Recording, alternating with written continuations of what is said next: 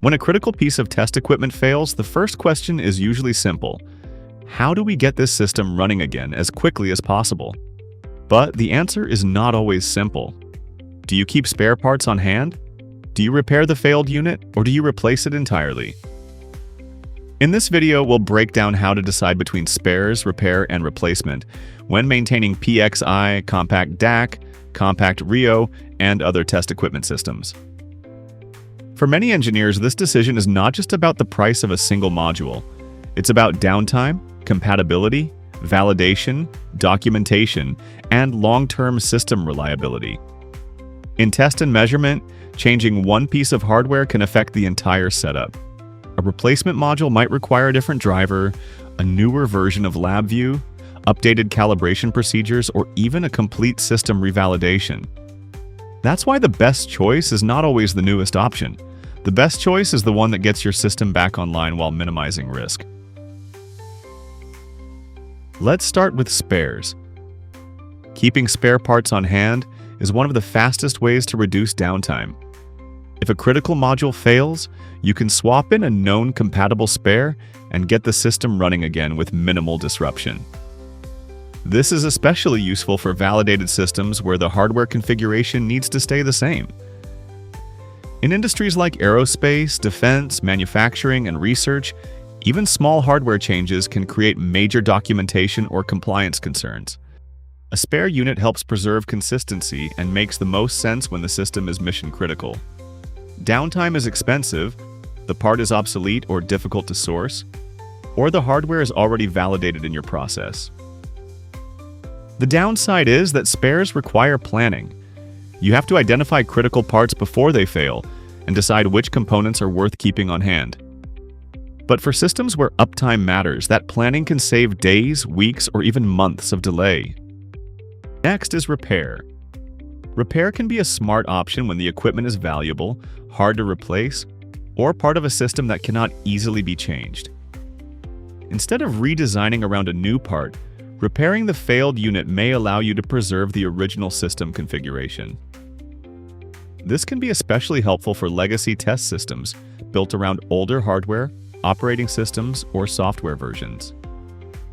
Repair is often worth considering when the failure is isolated. The hardware is still structurally sound, replacement inventory is limited, or the cost of revalidation would be higher than the cost of repair. However, repair is not always the fastest option. Depending on the issue, it may require evaluation, troubleshooting, component-level work, testing, and calibration. If your system cannot be down for long, you may need a spare unit to keep operations moving while the failed unit is repaired. That's why many teams use repair and spares together. The spare restores the system quickly, and the repaired unit becomes the next backup. Finally, there is replacement. Replacement means moving to another unit or a newer alternative when the original hardware is unavailable, unreliable, too costly to repair, or no longer meeting your performance requirements. This can be the right choice when your application has outgrown the original hardware, when repeated failures are becoming common, or when newer equipment offers a clear improvement in speed, accuracy, bandwidth, or software support. But replacement needs to be handled carefully. Before replacing a module, controller, or chassis, you need to confirm compatibility with your existing system. That includes slot type, driver support, operating system requirements, software versions, calibration needs, connector compatibility, and performance differences. A newer part may look like a direct upgrade, but if it requires major software changes or system revalidation, the total cost may be much higher than expected. So how do you choose? If the system is critical and downtime is expensive, prioritize spares. Having a compatible backup ready can be the difference between a quick recovery and a long shutdown. If the failed unit is valuable, obsolete, or tied to a validated setup, consider repair. This can extend the life of the system while avoiding unnecessary redesign. If the hardware is no longer reliable, no longer available, or no longer meets your needs, replacement may be the smarter long-term solution. The key is understanding the role that part plays in your larger system. A good way to think about it is this: spares protect uptime, repair protects continuity, and replacement supports modernization. At Apex Waves, we help customers navigate these decisions every day. We support engineers working with both current and legacy NI hardware, including parts that may be end of life, obsolete, or discontinued.